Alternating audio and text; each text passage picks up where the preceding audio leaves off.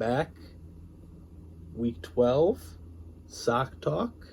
Happy Thanksgiving to everyone who celebrates.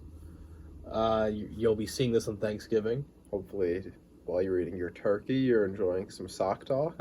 As everyone should. I mean, I don't know a better Thanksgiving conversation starter than the newest Sock Talk episode. So I hope... New Thanksgiving tradition, sit down with the family. Instead of watching football, you watch Sock Talk. You could do both, but like just Both make sure TVs. that... Yeah, both. Get like 2 TVs. Mute the TV, throw the audio on. Yeah, exactly. Maybe we say something about a Thursday game. You're like, hey, it happened. Look, these guys are good, aren't Watching this game right now. In the future. All right, so we have some news to go over. So yeah, we got the stuff. Let's get into it. Yeah.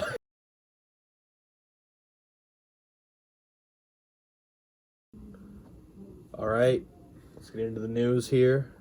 Not as many trades as last week. As a matter of fact, it's only 2. Technically 3, but we'll explain that in a little bit. But the first one was Zach traded tight end Cole Kmet to Steve for wide receiver Adam Thielen. I don't hate the move if Kyle Pitts doesn't get hurt, which we'll talk about later. Yeah, I think that makes this look a little bit worse. Kmet was having a few good weeks, and I don't think he's... I think it's a good get for Steve. I think he has some, upside at a pretty bleak position. And then Young, too. If the offense grows and he grows with it, Field starts passing more. They add another receiving option, so, he gets less attention. I think he could have some good weeks and be a decent tight end option for Thielen, who's an aging receiver but still puts up 10, 15 a week. So it gives Zach good receiver depth, a nice flex play option as he's trying to get into the playoffs and then in the playoffs if he makes it. Yeah. And then Steve made another trade. He sent Cordero Patterson and TJ Hawkinson to Trevor in exchange for AJ Dillon, Noah Fant, 2 seconds and a third, and there was a thing that the third wasn't supposed to be in there. It was supposed to be a second. So they made another trade that was I think a second, third swap, something like that. Yeah. So it was basically 3 seconds. For Hawkinson, Patterson. This one, I guess Steve kind of capitalized on the value of Patterson there. Hawkinson maybe could have gone for more. He's looking pretty decent with Minnesota. Yeah, I don't know why you trade, I understand you're rebuilding, but, I think A.J. Dillon hasn't really shown much all year. He's averaging, 7 points, 6 points a game, and most of the time it's, a couple carries for 30 yards. I guess if he sees a bigger role next year. Not a big A.J. Dillon guy, and Fant, it's kind of the same story. Gets 6 points. So you're not really getting much back in returns of a player. I think the 3 seconds, I don't know, seconds are cool. They could turn into something, but seconds aren't a sure thing. And then, Patterson, I understand dishing him if you're trying to blow it up. Patterson might not have a ton of value next year, but Hawkinson's going to the Vikings. One, he looks like a Viking, so I think he fits the team pretty well. But then he's had 9 targets, 10 targets, and 9 targets. And basically all you can ask for a tight end is that they're getting targets, and that's clearly what he's doing. I guess, you got Kmet, unless that what happened after. I don't remember exactly. But Hawkinson looks like a top 6 dynasty tight end option, and trading that for a couple of seconds and some junk, I don't know. I like it a lot for Trevor, who needs a tight end heading into these playoffs. Yeah, also Cordero Patterson gives him a little bit of RB depth. That's only 2 trades this week. The storm has passed. Yeah. Speaking of what we were just talking about a little bit, Kyle Pitts tore his MCL, will likely be out for the season. I've heard he's getting a second opinion, but he might need surgery, so that would mean like it's a full tear. MCLs usually don't, one, get torn on their own. Usually it's like ACL, MCL, meniscus, or it'll heal on its own. I guess it gets like more blood flow. So he likely will need surgery, which I guess they said is going to be like kind of the same 9-month time frame. So we'll see if he's back for the next season, but again, it could be that first year back. I guess I'm kind of just looking at this like an ACL tear, even though it's not. I guess less research done on MCL, but I don't know. I'm treating this kind of like an ACL tear. Okay, yeah, no, that it's definitely a tough loss for the Falcons and Zach. Pitts wasn't doing a ton this year, so I guess like it hurts less than if he was having a Travis Kelce-like season and getting hurt. Yeah, I think it's also more of the fact of, does Atlanta go out this offseason and get a new quarterback that isn't Marcus Mariota, and would that have affected Pitts in a more positive way? Maybe starting next year if Pitts has to miss the first couple of weeks, stuff like that. Yeah, or if he comes back slow dealing with injury. I don't know. It's tough to see. They're not really in a spot to draft a QB. I think they're sitting at 15th right now, so not really QB range, but I don't know. Kind of hurts the value. Wasn't having a great year. Zach does probably need to find a replacement for this tight end, but it's not like he's losing a ton of production this season from that position. Kadarius Toney, I think, re-injured his hamstring, so he's probably done for his career.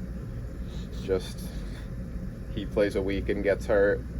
I do wonder if he's just holding out, wants to get out of Kansas City now, because he said, I wasn't hurt on the Giants, my hamstring wasn't injured, they weren't playing me. Maybe it's just karma. Is it the same thing? Hamstring's still not hurt, they're just not playing you? I don't know. He seems to just get hurt every other week. Yeah, he is one of my players. I have reached out to Kadarius, and I said, hey man, we can't be doing this again. This is a new team. We need you to start producing. He said, yeah, this time it's actually hurt. And I said, all right, well, just take whatever time you need, but I need you to pan out here. Got more chips in you than you think. Yeah, I don't know. It's been way too many injuries in a row, missed time. I'm a big not Kadarius Toney guy from his days as a prospect, so you're only going to get me bashing Toney. That's about it. Another guy on your team, Rondale Moore, hurt his groin on the first play, got like -6 yards, and then went down. You see me thinking of my matchup versus Trevor. I'm like, hey, Kadarius Toney and Rondale Moore can combine to get me the win, right? And they combined for -0.6. Yeah, this did happen yesterday, so not a ton of information's fully out yet. Another guy that's kind of dealt with injuries in the past, kind of been banged up. He's kind of missed games in like each season at like different points. He's looking good this year too. Yeah, it will be interesting now too with Marquise Brown. He was ruled out last night, but I think he's getting close to returning. They activated him but then didn't play him, so we could see him possibly next week, but probably if Moore misses a few weeks, who knows if we'll ever see Hopkins, Brown, and Moore on the field together all year, just with how each guy has dealt with different stuff at different times. Yeah. Wandale finally had a big game, and then MetLife, the turf monster, got him in the ACL along with like 4 other Giants players this week. They can't change that turf quick enough. Yeah, that needs to get changed immediately. That needs to be changed yesterday. It's taken far too many knees. Were the Jets playing at MetLife and Brees Hall tore his ACL? Maybe, I don't remember. Okay, because if that's the case, it should have been changed. It should have been changed mid-game when that happened. Yeah, I mean, I guess they're getting artificial grass, which is like a little bit softer, so who knows, maybe next year there's less injuries, but it's tough to see these guys playing on this poor of a surface. Yeah. But yeah, that takes Wandale out after showing some promise his rookie year. Another guy where depends on, again, if it's just ACL or if it's more stuff in the knee. likely see him back around training camp start of the season, but also might linger into the season a few weeks and just the kind of revamping up period. Usually you don't come back from an ACL first week and are 100% good to go. Kind of like what we saw with Godwin this year.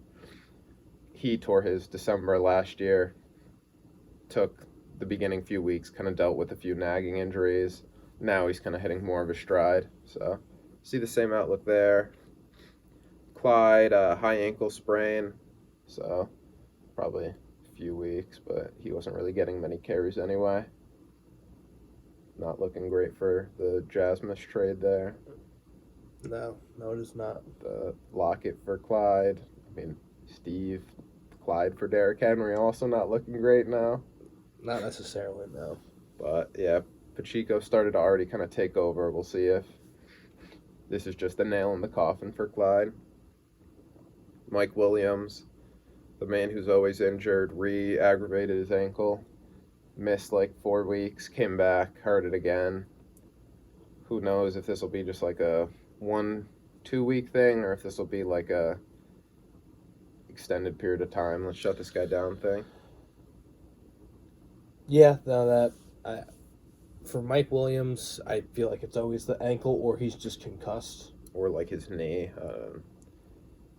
Yeah.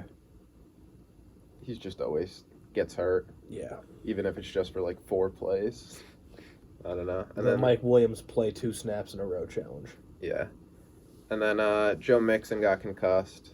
We'll see if he's back this week. Concussions usually just like a 1 week thing or no week thing, so we'll see with that. But it doesn't seem too serious. And I think those were the main injuries. We'll see which one we forget when we're talking about someone's team and go, oh yeah, this guy got hurt too. Yeah, we always forget one. But yeah, that wraps up news, and let's go to the rankings of the power. All right, let's go rank power.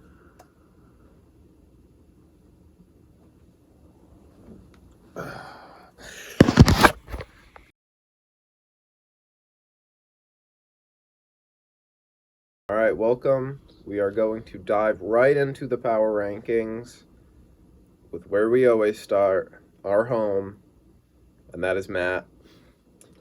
2-9. He wasn't the lowest scorer this week. Wasn't even the second lowest scorer this week. He was the third lowest scorer this week. Congrats, Matt. We're proud. Did he break 90? No. Okay. But he did break never mind. 80. You suck. Josh Palmer went sicko mode. Mooney played well. And I think Garrett Wilson will play better in the future. Jets really had nothing going. I'm pretty sure Zach Wilson had like 9 completions. He had negative passing yards in the second half. So yeah. I don't know. Either he'll play better or they'll replace him and someone will play better because it's hard to play worse than that. So I assume Garrett Wilson has better days in the future. But yeah, we know Matt. We know he's not great. But I guess some promise with Mooney and Palmer and Garrett Wilson. And then we have Cherry, who's also 2-9. He was our lucky lowest scorer of the week.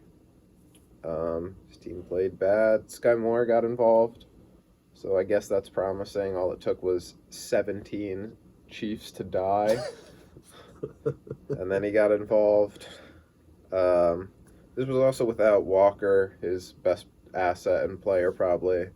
And then Rachaad White, who's also kind of been more involved. And Marquise Brown ended up not playing. So if those guys get in, he probably puts up a better week. Still probably not a great week, but a better week. 10, I have Steve. Oh, okay. We actually differ.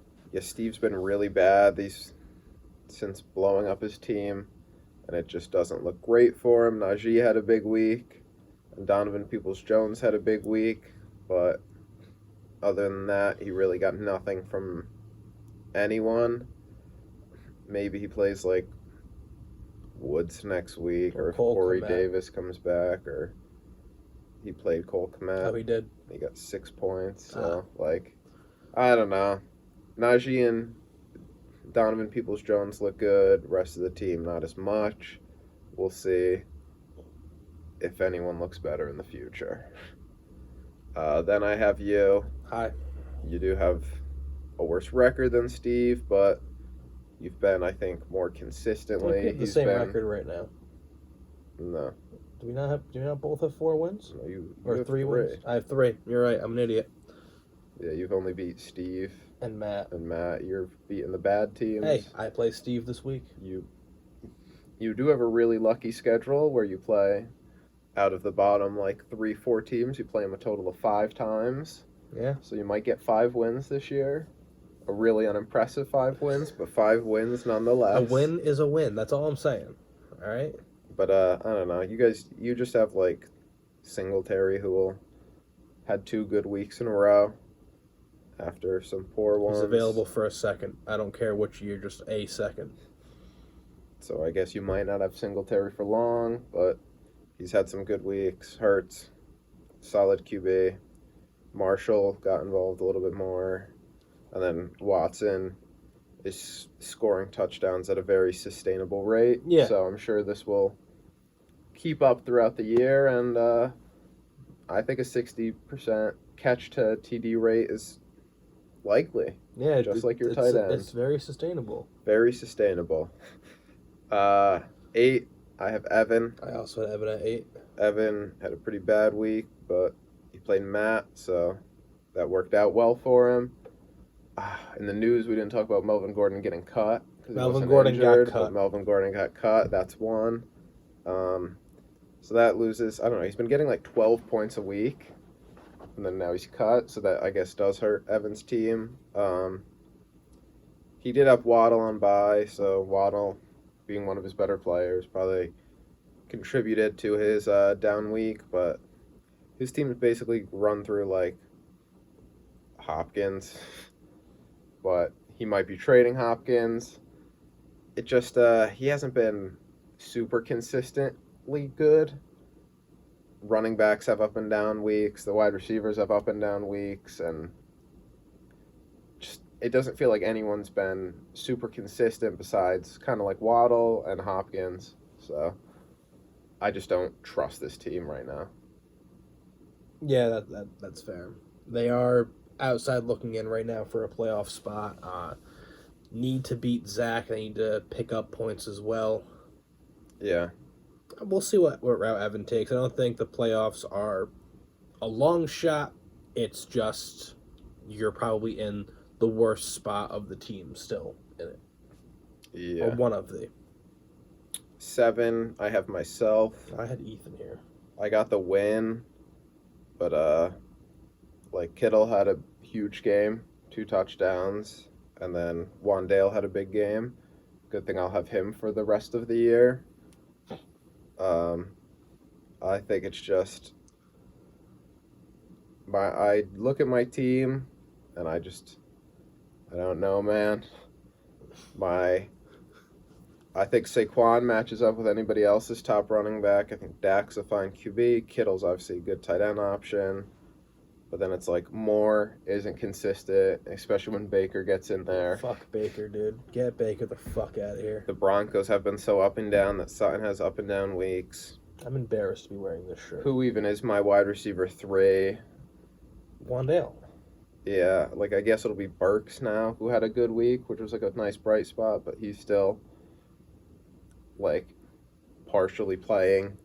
I'm starting Brian Robinson every week. Like I won this week, which was big, but I don't know if I trust this team, especially with Swift still just playing limited. He's averaging like over 6 yards per carry, but I guess that's not the way Dan Campbell likes it. He likes his Jamal Williams. Yeah, he likes. So if you have Jamal Williams, definitely start Jamal Williams. Yeah. Number 6, I have Ethan. I had Ethan at 7. Ethan, he's up there in points scored. He's second in my division and would be 6th, 5th overall. So it's like he's putting up the points. Again, it's just he's been unlucky with the matchups. This week he got like nothing out of his RBs, but Cooper had a big game, Olave had a big game. Obviously now having Kelsey, it's like that's the biggest advantage ever in fantasy at the tight end position. And then it's like he had ETN on a bye, who would normally be starting.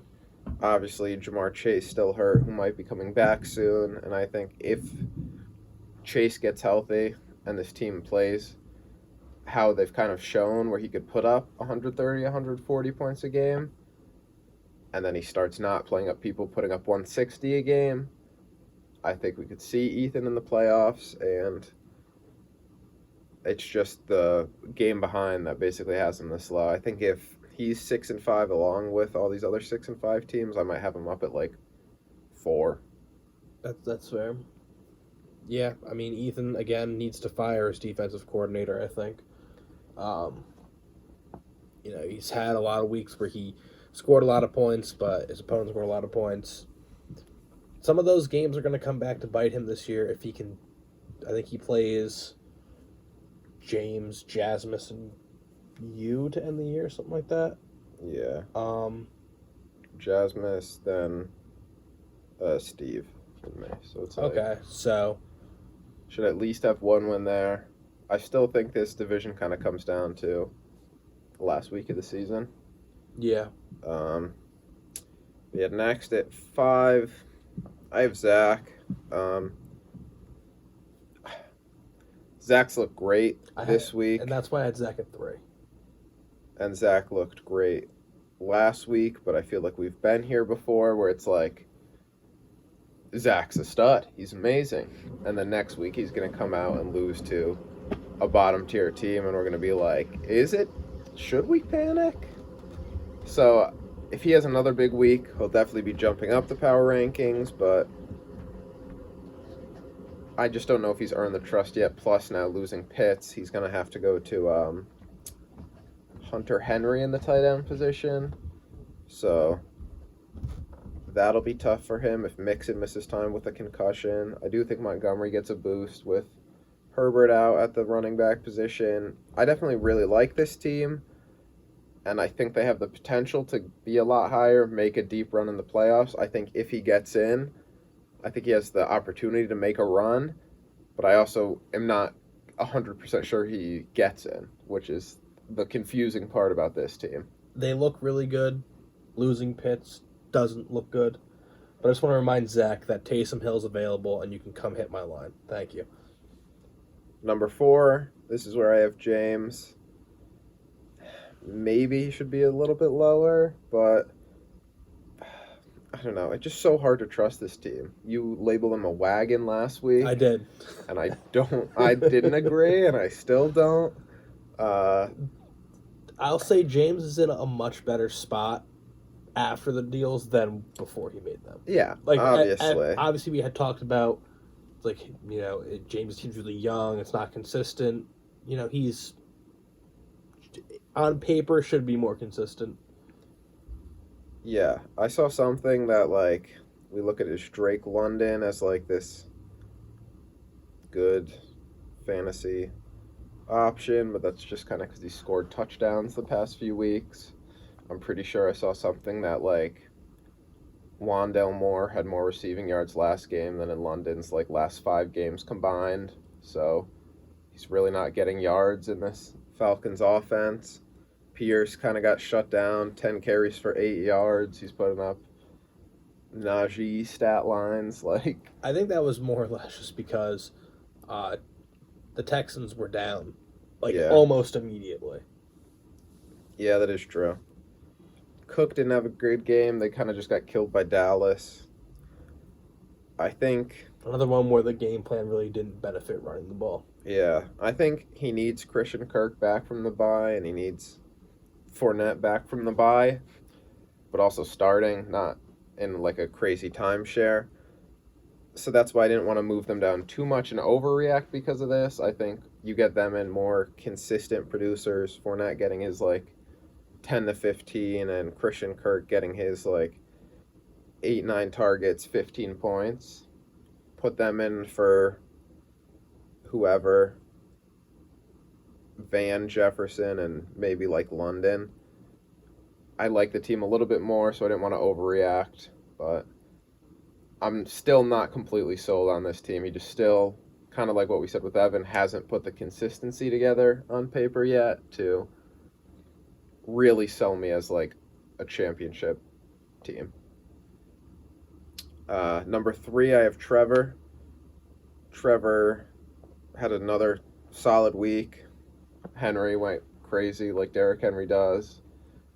I'd definitely rather have Clyde than him. Uh, I'm sorry, Steve. It's just too easy. Jonathan Taylor had a big game. Higgins had a big game. Ayuk had 2 touchdowns. I feel like each week he hasn't been having like amazing weeks that I feel like I kind of had the expectations for. But you look at it each week and it's like, oh, these guys played bad, but the rest of his team lifted them up. It's not like, oh, these guys played bad and he just had a flat week. It's usually like, these guys do good, these guys struggle. He still finishes with like 120, and that's good enough to beat a handful of teams in this league. So then if they all do click, we could see some of those. Like 180, 200 weeks. And then that is, if we just get that in the playoffs, that's terrifying. But then, yeah, at 2, I have Griff. When you have the player leading the league in rushing touchdowns, it's usually best to keep him on your bench. Yeah, as we learned. They definitely don't do it again. Yeah, I don't know if he will. It's better to go to Justin Watson off waivers. Probably, yeah. I think that was obviously his flaw this week. How many points did Jamal Williams get? 24. How much did he lose by? 2. Yeah, that'll do it. Yeah. But, I mean, Lat Murray, too. Didn't play him. He put up 17. I know they cut Melvin Gordon. Like, that's another really good RB2 flex option moving forward. If Rondale Moore misses time, I just choked. If Marquise Brown misses time, Dortch is another good possible option to put in there for Deontay Johnson, who's still struggling to really get it going, who he's talked about trading to. Maybe he packages him with some other stuff to try to kind of upgrade, get a more consistent wide receiver. But obviously Pollard had a crazy day. I still really like this team. He still put up 118, a respectable amount of points, few different lineup changes. He's in the 150s, 160s, and I think he's still in a decent spot to get the bye. He has Matt coming up and then you after. That should be 2 wins. Should be. So then Keep Jamal Williams on the bench for now, though. He's not going to do it again, trust me. He will not do that again. Even if Trevor wins out and he just beats you and Matt, and then if he loses his last game, they'll be tied, and it'll all come down to points, which is extremely close right now. It is a 0.06 point differential between the two right now. So Did they play the last week or no? No. He plays Matt, then you, and then Zach. Okay. But so this could easily come down to, I think he's still in the favorite to win the bye, but this could come down to who scores the more points over these last 3 weeks. So even it's like, oh, we have Matt, it would still be nice to be like, oh, I beat Matt 150 to 70 instead of like, oh, we snuck by with the 80 to 70 win. Yeah. But I think that'll be an interesting race to watch coming down the line. And last but not least, we have Jasmus. I bet against him last week. Didn't work out. I'd like to issue a formal apology to Jasmus. I was with Jasmus watching the games. It was a grand old time. His dogs were very excited for most of the night. It was a fun time. He didn't have his best week by any means. Would have lost to, I think, like 6 teams, which we're not used to seeing from Jasmus. Usually he's one of those top 3 scorers. Obviously no Cup. Hill on a bye. I think this shows that Jasmus is definitely beatable, even though James didn't get it done. Hill coming back instead of Nick Westbrook-Akine will be probably 20 points instead of 4, so he'll still be in that probably like 120, 130 range most weeks. But I think Jasmus losing Cup, there is a window to beat him. Yeah, I think he's still probably the favorite, but doors have opened up to make this a more wide open race. Yeah, I will say Jasmus, this is the first week in a while that he's looked mortal. Yeah. Again, Cup could be done for the year. We're not really sure. The Rams aren't exactly doing great right now. Getting Tyreek Hill back, that's pretty big. I think does he have to play Matt still this year? No, I feel like everyone has to play Matt. He has Ethan, and then James again, and then Steve. So okay. If he's going to lose, it'll probably either be next week to Ethan or to James. I don't think Steve's really going to upset Jasmus. Stranger things have happened. That is true. But, yeah. And then, just to kind of wrap up the power rankings, we'll talk about the playoff picture right now. As we currently sit, Jasmus has already clinched the first round bye and obviously a playoff spot. Matt, you, and Cherry are all officially eliminated from the playoffs. There's no more hope, so your season's got 3 weeks left. Griff has all but clinched a playoff spot. I think 1 win and he's in. There is one scenario where he loses out. These guys, like, Evan wins 2 out of 3, Zach wins out, and Trevor wins, 1 out of 3. Everybody finishes, 8 and 3 somehow, and then Evan and Zach, make up points to pass him, and he could get eliminated, but he has you and Matt. He's going to win one of those games at least. Yeah. So we could basically say Griff has officially clinched a playoff spot, and then all those other ones are still up in the air. We'll see how everything looks next week. Yeah. Now I guess we go preview those matchups. Yeah, we do. All right. That one might have been a little long. Yeah, probably.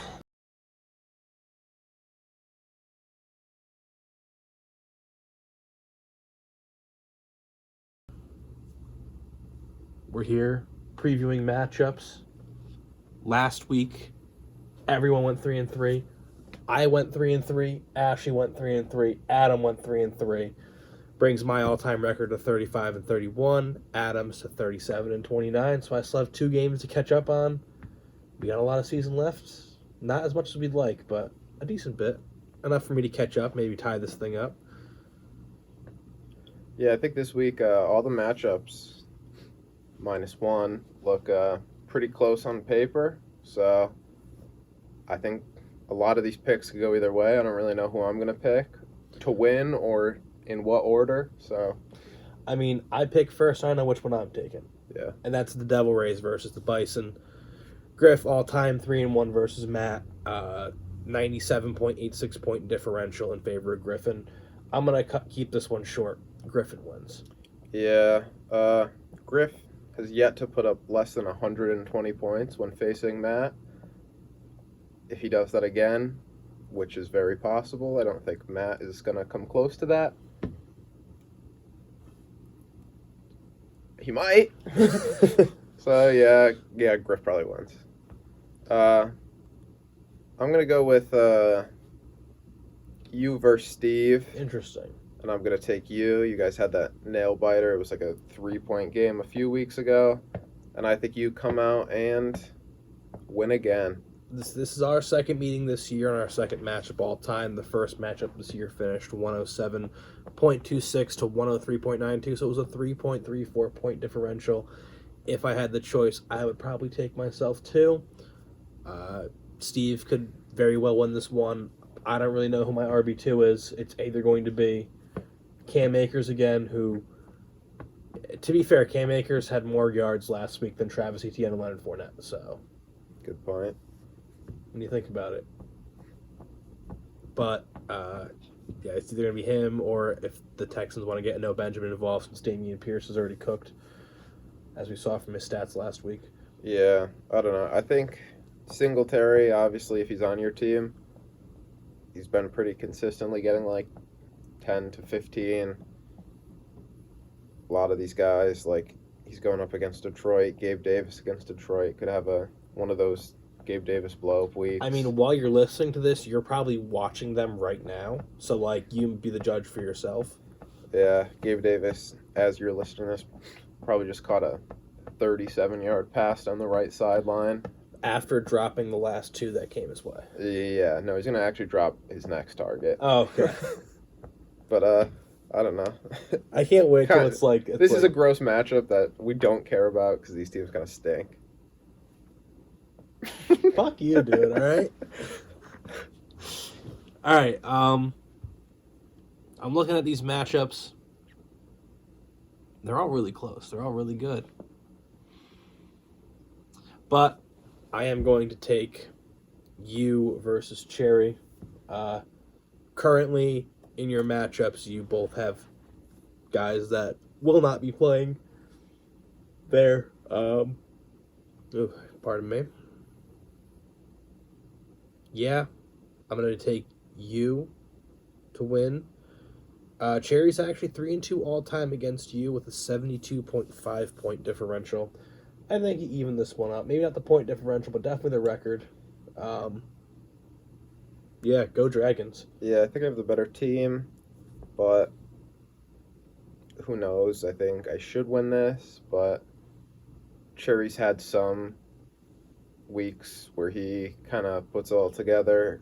Kenneth Walker against Vegas hasn't been great. If Marquise Brown does play, which is a big still question mark, especially now that Rondale's hurt again, he could be forced, and Ertz, he could be forced fed a ton of targets, have a pretty big week. If depending on Rachaad White's work, that could be another big one. We just saw but on my side, we saw what the Cowboys running backs just did to Minnesota, so Ramondre could have a big week for me, Damian Harris for him.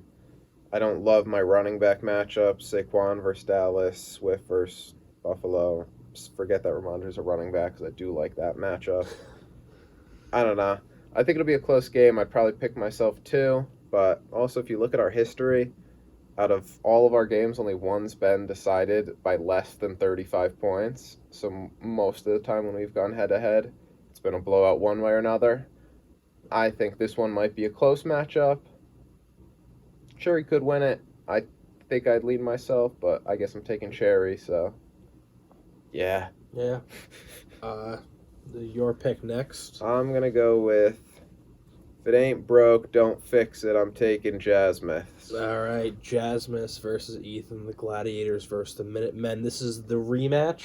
First time they've faced each other since the championship.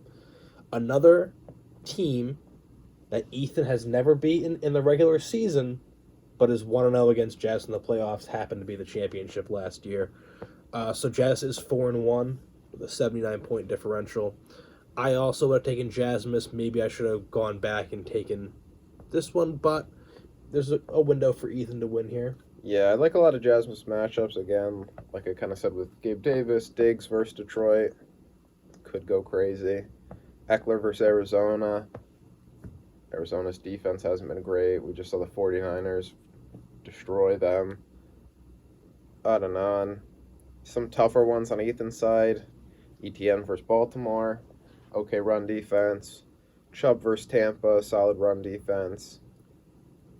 I think it'll be a close game. We'll see if Chase plays. I don't know if he will or necessarily think he will, but Jasmine's undefeated. Why am I going to go against them? Don't overthink it. Yeah, why would you ever go against undefeated Jasmine? Yeah. All right, so that leaves 2 to pick from, and they're both really close games. I'm going to make my... This is tough. It is. These are both projected on Sleeper. Basically, one's 50-50, one's 51-49. It's tough, but I'm always a guy that likes to ride the hot hand. So I'm going to be taking what would Jones-Drew versus wide receiver U, undisputed matchup of the week this week. I'm taking Zach. I'm taking what would Jones-Drew here. He's looked really good the last few weeks. Yes, no Kyle Pitts. It's not like that's a ton of production he's missing there. Trevor is 4-2 all time against Zach with a 202.38 point differential. I just like what would Jones do this week. That's what I'm going to stick with. Yeah. Some more with that. I think it's funny. Zach won the first game, and then Trevor since has had over a positive 100 point differential because their second matchup he won by 117 points. And Zach's only wins have been less by 15, so I think if Zach wins, they've been close games. I think if Zach wins this one, it'll be another close one. I'm fine taking Trevor. This one really does feel like a coin flip. I think Trevor has some better matchups. Taylor versus Pittsburgh. I kind of like T. Higgins here. Like it's Pittman versus Pittsburgh. Pittsburgh hasn't been playing super well. Atlanta's defense hasn't been great. Terry could have a good week. Green Bay's defense hasn't been great either, so maybe A.J. Brown has a solid... I don't know. I see this going either way.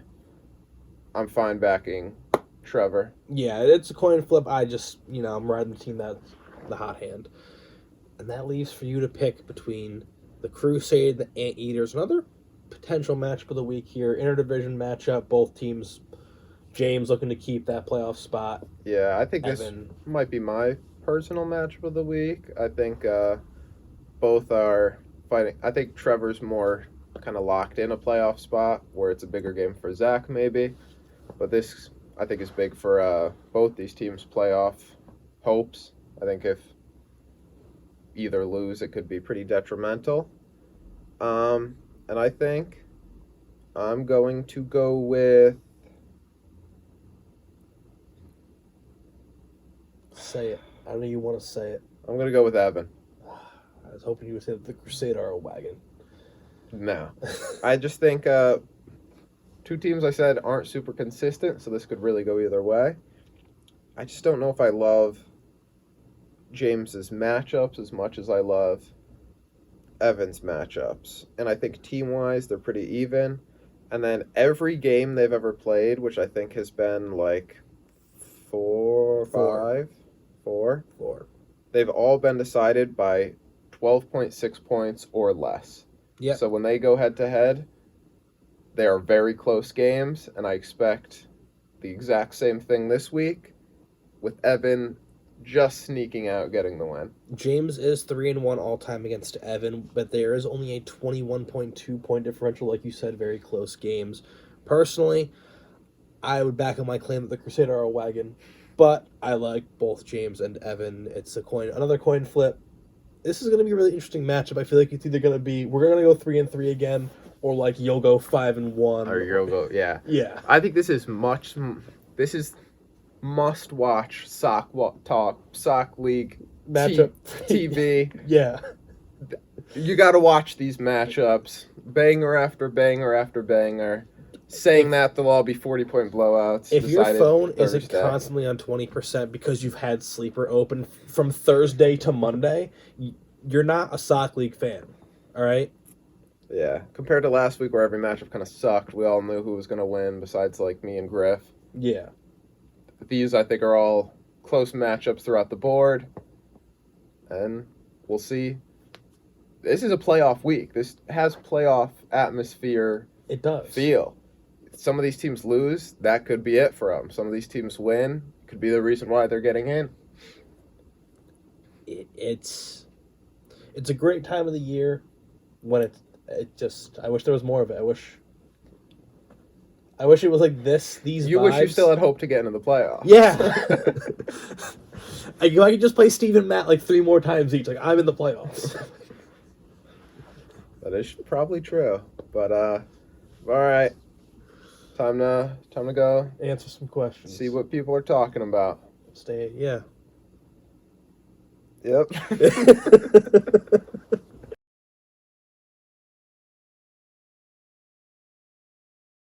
It's been like 8 segments that said this, so all right, we're back with fan questions. Got a couple. First one comes from our good friend Griffin, who we totally correctly answered the questions he asked last week. In the way that he wanted us to. But he says, who do you think is the best in the league at using the waiver wire? You can go first. At least this year, Jasmus. And there's some historical ones too. I would say using the waiver wires, Jasmus. Jasmus had a trend of picking somebody up for a lot of FAB and then not playing them. More specifically, Adam, I'm sure this kind of might hurt to remember, but Jasmus picked up one of the Colts running backs. I'm forgetting his name. It was like Jordan Matthews or something. It was one of the weeks where it was some guy. I think he's on the Commanders now. But he picked him up for like 300 FAB, didn't start him, lost to Matt by like 19 points, and that running back had like 24 points. So not only did it help Matt make the playoffs, it also, you had Matt's pick, and it went from like 3 to 7 like immediately. Yeah. He also used to just pick up anyone that got a sleeper notification. That was the Jasmus funniest. has acquired. Yeah. Because that was back when we did like... Waiver priority. Yeah, and he was like one of the bottom teams, so you just pick up everybody new.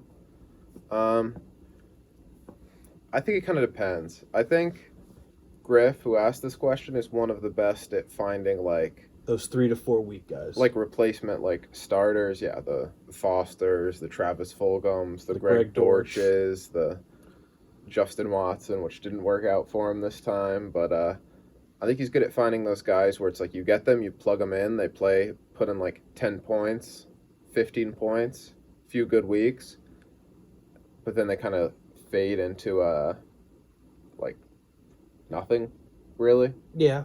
I think I do think I've been pretty good. I think like James has had some good claims of guys that like last longer. Like James got James Robinson that first year, who obviously ended up going for like first round picks later on. I picked up Dak once. I picked up like Elijah Mitchell. I got like a Greg Dulcich this year. So like that first period claim, I think some of those guys might have longer staying power. And then compared to like those in-season pickups, I think they're kind of like comparing two different things. I think Trevor's also been pretty good. James also got Philip Lindsay that first year. Yeah, I mean, you want to talk about quarterback pickups? I'm pretty sure Evan and I got Hurts and Herbert on waivers. James traded Philip Lindsay for Cooper Kupp in a second. That's fucking ridiculous. And granted, it was like 2019 when Lindsay was like really an RB1 and Cooper Kupp wasn't, but that's a funny trade. That's funny. Trevor picked up Chubb year one. Trevor's won 2 out of the years. James won 1 and I've won 1. So like, if we're looking at best players with like staying power, I think we've won the award for it. I think it's different if you're looking for those like, I think Griffin Jasmine might be better in those like 2 to 3 week, like we're in a pinch, we need this guy to plug and play.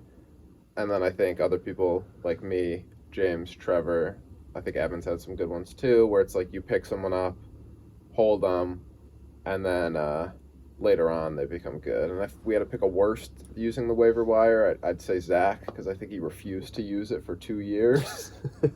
I remember there was a time Zach had like 5 guys on his bench. He had 7 open slots and just didn't add anyone. So Zach might be the worst at the waiver wire. Not that that was part of the question, but that was just a thought. So Trevor has 2 questions. The first one involves Zach. He says, how does Zach address his tight end situation, and that he thinks that Darren Waller is a perfect, healthy fit for the role? Yeah, I think Zach probably does need to go address it some way. Isaiah Likely for a 2/3. The thing with him is Zach has a first and a third, so it's like you're either like dumpster diving with the third to try to get someone, or you're trading the first, but really how many tight ends are worth a first round pick? Probably a few. Yeah. But like most of those, like I don't think Griff's gonna give up Mark Andrews because he needs Mark Andrews to I compete. don't think like Ethan's gonna give up Kelsey. Yeah, like Trevor just got Hawkinson. I doubt he gives that up. yeah, I think it's tough, and I don't even. Yeah, it's tough to offer a first for then like a guy not worth it, and what's really a third's gonna get you. Yeah. Like, I'd say like Taysom Hill, where it's Taysom like Hill, yeah. Hunter Henry is just Hey. the same thing. But Hunter Henry doesn't throw and run the ball. That's a good point, but I don't know. Maybe he makes a trade in here somewhere with, I don't know, some like depth guy or who knows. I think he should probably. He's talked about addressing it, so maybe a move gets made. It'll be interesting if it's like a bigger splash or just like oh, I guess he's got this guy who he's just going to hope scores a touchdown now. And then championship favorites, I think we're still going to say Jasmus. I never said that Trevor asked who the championship favorites are, but he asked who the championship favorites are. No, you did. I didn't. I mentioned it to you earlier, and I'm saying on video. Yeah. I thought you did. No, but yes, championship favorites are Jasmus.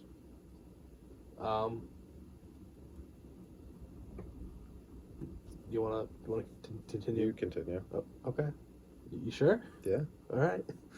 Jasmus, Trevor. I think Zach kind of, if he can keep up this, 140 a week, he gets in the conversation. Crusader, obviously a wagon.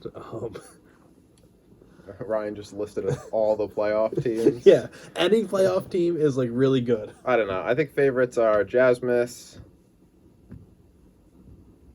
I don't know. I think it is tough. I wouldn't consider myself a favorite. Wouldn't consider James a the favorite. Crusader or a wagon. Wouldn't right? consider like. I think Zach, if he gets in, I think is probably like a top 3 option. Yeah. I think Griff definitely has the. I mean, like a you said, I don't think possibility, Griff scored but I under don't- 120 this year. No, that's only against Matt. Oh. Fuck, I'm an idiot. All right, we both fucked up. All right, keep going. And then I don't know. I don't know if Griff I'd say is a favorite, but like I think he's definitely got a shot, even though he does have maybe the bye, so that helps him. I think Trevor, like we said, has played pretty solid, but he doesn't feel like, I don't know, the recency bias leans Zach and Jasmus just on the whole picture, but I don't know. I think a lot of teams have the possibility. I still feel like you just have to say Jasmus is the favorite now. Yeah, I think that's fair. Also, I'm not going to say what would Jones your championship odds, so stop fucking asking for it. Lastly, Ethan asked us what constitutes as a successful rebuild. He said, do you think there has to be a championship, or is it just being set up for success? And personally, as somebody who's currently going through it, just being competitive feels kind of good, but I think it's the more setting up for the likelihood of a championship, not exactly winning one. Yes, obviously the ultra successful one is you rebuild and you become a dynasty and you win 3 championships in 5 years, but I don't know if that's I don't know. I feel like the success of a rebuild is a championship. Like obviously, like if you could just remain like competitive in the playoff picture, maybe even if you just like make the championship once or twice, you don't necessarily need to win it. I'd call that successful possibly. But if you're basically just like tanking, so you have no hope for 2 to 3 years, and then it's just like that's also just like the buy-in money. You're just flushing that down the drain because you have no hope that year. yeah. And then getting there and like, oh, I've made the playoffs 5 years in a row, got bumped in the first round every time. I'm not like, man, I made it. This is the promised I'm land. not saying that, but like, especially look at a team like Zach right now. Like he tanked. He had one of the worst teams Soccer League has ever seen. And he's set up for success right now. if he was to lose in like the second round, or even if he loses a close first round, I'm not gonna say, oh well, the rebuild wasn't worth it. I'd say, yeah, he got there. He's set up for success. Well, yeah, but if he loses in the second round this year or if he loses first round or misses out on the playoffs this year and then makes it next year, loses in the second round, and then his team is just like middle of the road again, I'm not going to be like, yeah, that was a successful turnaround. You made the second round of the playoffs, and I guess you're right. I guess the point of the rebuild would be is to open up or is to create a window of success that lasts, a decent amount of time. yeah, and I think you need to at least get to a championship for it to be That's worth fair. it. Like just 4 straight first round exits. I'm not like this team's figured it out. That's fair. Yeah, I mean, that's the whole thing with like at least myself right now. It's like I have a lot of picks, a lot of late round picks this year, a lot of picks in 2024. After that, if I don't see this team doing good things, I'm gonna be like, well, this was not fucking worth it. I also think it depends on the like type of rebuild. I think if you're a Zach, a Matt, a you, we could almost throw Cherry in it, where it's like you're selling off everything and going to be really bad for an extended period of time, and then you don't get up to like a championship game, or at least like multiple years of like the second round and a championship appearance. Like, I feel like that's so different than like this team was just kind of bad for 1 year, maybe because of injuries or something, and then they went back to like making the playoffs mostly and giving their team an opportunity to make it. Like, I don't think just making the play. I think being the last team in the playoffs, when you look at your roster with really like no hope of winning, if you're just that team, I'm not like. Oh, I'm not saying that's successful. Yeah. But like, you see a team like Ethan, who at one point thought he blew it up, but then he hit on some picks like Jamar Chase. Yeah, and he won a He champ. won Like, a I'd call that a championship. successful That's rebuild. a successful rebuild. It's also, I think that kind of rebuild's a little bit unattainable. And it took a lot of luck for Ethan to get through there. Like we always say, it was the champion no one saw coming. Yeah, but I think he's in a good spot again to possibly make the playoffs and be there again. And he has a lot of young assets, so it's like turn around, win a championship, and then still be good for a few years after, I think is obviously the goal. But I think what was Zach eliminated last year? I think it was first round. First round, and then if like, say he does not make the playoffs this year, and then next year comes out, even if he just makes like the second round, loses there, I'm not going to be like 2 years of absolutely nothing were worth a first round exit, a missed playoffs, and a second round exit. That's fair. So I don't know. I think you need to get to that championship game. Ideally, like winning one is like the ultimate success of like why we're playing to win the championship and why you rebuild to get your team in a spot to be there. But if you just go from like a team like you where you were just missing out on the playoffs, or like someone who was just getting into the playoffs and then missing out and then rebuilt and then are just in that same cycle of like, okay, I'm just getting into the playoffs. I'm not like, okay, well, why did you just give away your hope for 2 seasons just to be back in the same spot? So, I don't know. Feels different too, like a Cherry rebuild now, where it's like, okay, he won a championship. It's different like once you win one to then tear it down compared to like being in the middle tearing it down. I feel like you want to get back. Where I feel like once you've already won one, it's like, okay, I could kind of I won this year, let me, like, I could sell off now, I got my ring. Obviously, you want to get another, but it's like, I feel like you kind of sell out for the ring. A lot of the ones that we've seen, it's like they got a ring. It's like, okay, we're going to try again next year, and then when we don't do it, it's like, okay, we'll sell a few people. Yeah, I was even talking to this with Jasmus a little bit, and he's like, yeah, if I win a championship, he's like, I might then be like, okay, I could move on from some of these guys. Like, I got my championship, now I could move Tyreek and less like instead of trying to run it back, but it's like if I lose, if I don't make the championship or win it, you want to win it, so you might go in for it again.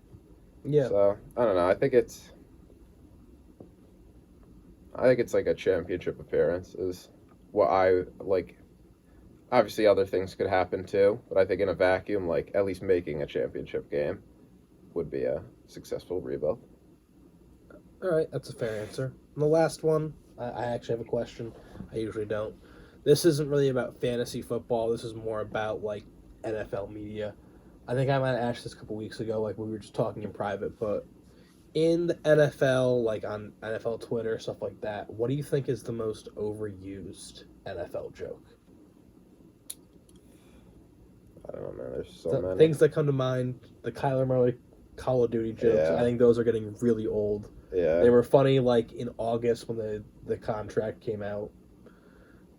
Calvin Ridley gambling jokes. I think that got old quickly. Yeah. I feel like I don't see those a ton anymore. But yeah, those were the Zach Wilson and the MILF. Yeah. That got pretty old.